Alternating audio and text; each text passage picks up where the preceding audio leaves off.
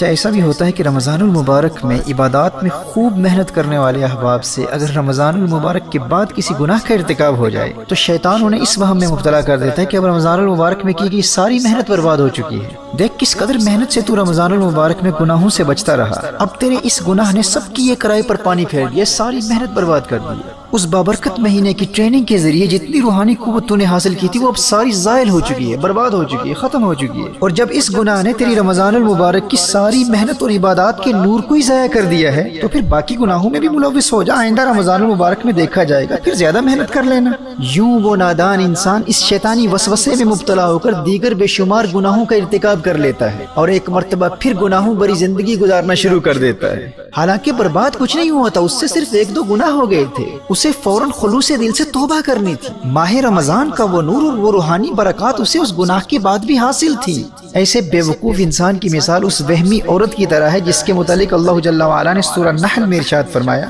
وَلَا تَكُونُ كَالَّتِي نَقَضَتْ غَزْلَهَا مِن بَعْدِ قُوَّةٍ أَنْكَاثًا، اس عورت کی طرح نہ ہو جس نے اپنا سوت مضبوطی کے ساتھ کاٹنے کے بعد ریزہ ریزہ کر کے توڑ دیا۔ یہ مکہ مکرمہ کی ایک وہمی عورت تھی جو انتہائی محنت کے ساتھ دوپہر تک سوت کاتا کرتی تھی اور دوپہر کے وقت اس کاتے ہوئے سوت کو خود توڑ کر ریزہ ریزہ کر دیتی تھی۔ یہ اس کا وہم تھا، بس وہم میں مبتلا ہو کر اپنی ساری محنت خود اپنے ہاتھوں سے ضائع کر دیتی۔ میرے دوستو، اس وہم اور وسوسے میں مبتلا وہی ہوتا ہے جو ماہ رمضان کے بعد کی زندگی کا مقابلہ ماہ رمضان کی زندگی کے ساتھ کرتا ہے۔ وہ یہ سمجھتا ہے کہ غیر رمضان کی زندگی بھی عبادات، تقوی اور پرہیزگاری کے اعتبار سے رمضان المبارک کی طرح ہوگی، جبکہ اسے جاننا چاہیے کہ غیر رمضان میں شیطان آزاد ہو چکا ہے، اب وہ ماہ رمضان والا نزول ملائکہ کا سلسلہ ختم ہو چکا ہے، اب وہ رمضان المبارک کی بہاریں نہیں رہی، اب وہ ماہ رمضان کی برکتیں کہاں۔ اب غیر رمضان میں اس کی نیکیوں کا لیول اور گناہوں سے بچنے کا لیول رمضان کے مقابلے میں کم ہوگا۔ غیر رمضان میں نیچرلی تقوی اور پرہیزگاری میں تو کمی واقع ہوتی ہی ہے۔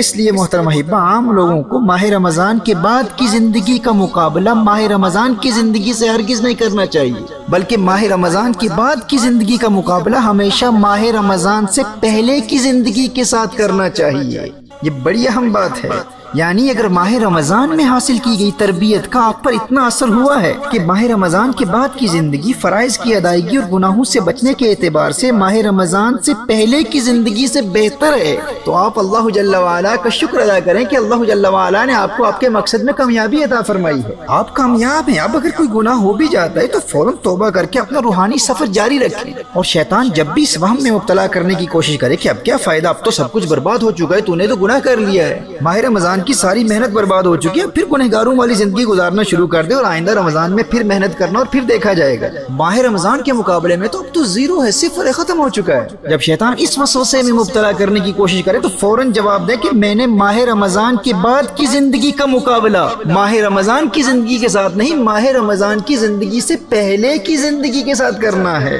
اور ابھی سے آئندہ ماہ رمضان کی تیاری بھی شروع ہو چکی ہے، اور میری یہ کوشش ہوگی کہ میرا آنے والا ماہ رمضان اس گزرے ہوئے پچھلے ماہ رمضان سے بہتر ہو، اور رمضان کے بعد والے 11 مہینے رمضان سے پہلے والے 11 مہینوں سے عبادات اور تقوی کے اعتبار سے بہتر ہوں۔ محترم احبہ، آپ تصور کیجئے جب آپ کے ماہ رمضان کے بعد والے 11 مہینے فرائض کی ادائیگی، تلاوت قرآن، صدقات، درود و سلام اور دیگر عبادات کے اعتبار سے ماہ رمضان سے پہلے والے 11 مہینوں سے ہر سال بہتر ہوتے چلے جائیں گے، اور ہر نئے رمضان میں پہلے والے رمضان کی بنسبت آپ کی عبادات میں اضافہ ہوتا چلا جائے گا، تو آپ کے ایمان، تقوی اور پرہیزگاری میں کس قدر ترقی ہوگی اور دل میں کس قدر نور پیدا ہوگا۔ یہ پختہ ارادہ کر رہے ہیں اور اللہ جل وعلا سے دعا بھی مانگتے رہے کہ یا اللہ، میری یہ خواہش ہے کہ جب میری زندگی کا آخری ماہ رمضان آئے تو وہ میری زندگی کا سب سے بہترین ماہ رمضان ہو۔ دوستو، اگر آپ اپنا مائنڈ سیٹ یوں بنا لیں گے نا تو آپ کی تمام زندگی ماہ رمضان کے گرد گردش کرتی رہے گی۔ ماہ رمضان کے بعد کی زندگی کا مقابلہ ماہ رمضان سے پہلے کی زندگی کے ساتھ، اور ہر نئے ماہ رمضان کی زندگی کا مقابلہ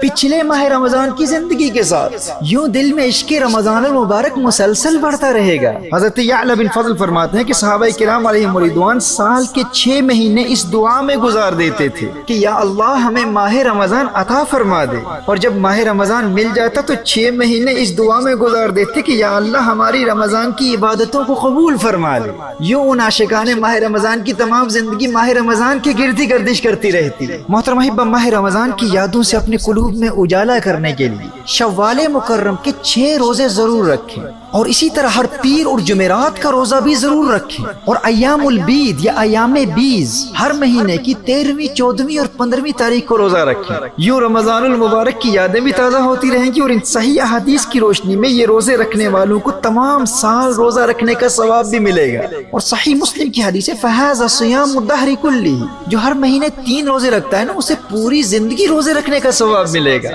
اور اسی طرح غیر رمضان میں ان 11 مہینوں میں صدقات کا سلسلہ بھی جاری رکھے، خوب دل لگا کر تلاوت قرآن کریم بھی کیجیے، درود و سلام کے گجرے بھی نچھاور کرتے رہیں، اور استغفار اور لا حول ولا قوت الا باللہ العلی العظیم کا کثرت سے ورد کرتے رہیں۔ سنن ابی داؤد کی حدیث کی روشنی میں اگر رزق میں برکت و کثرت چاہتے ہو تو استغفار پڑھتے رہو، استغفر اللہ کثرت سے پڑھتے رہو۔ جو استغفار کی کثرت کرتا ہے تو اللہ جل وعلا اسے ایسے طریقوں سے مال و دولت عطا فرماتا ہے جو اس کے وہم و گمان میں بھی نہیں ہوتے۔ اور اگر غموں سے بچنا چاہتے ہو، زندگی میں خوشیاں چاہتے ہو، اور لوگوں کی محتاجی سے بچنا چاہتے ہو، تو میرے آقا صلی اللہ علیہ وآلہ وسلم کے اس فرمان پر یقین کر لو کہ جو لا حول ولا قوت الا باللہ العلی العظیم پڑھتا رہتا ہے، اللہ جل وعلا اس کے غموں کو دور کر دیتا ہے، اور وہ دنیا میں کسی کا محتاج نہیں ہوتا۔ اللہ جل وعلا ہمیں ان 11 مہینوں میں ان تمام اعمال و اورات پر استقامت کے ذریعے رمضان المبارک کی تیاری کرنے کی توفیق عطا فرمائے، اور ماہ رمضان کی بہار زندگی میں ایک مرتبہ پھر نصیب فرمائے۔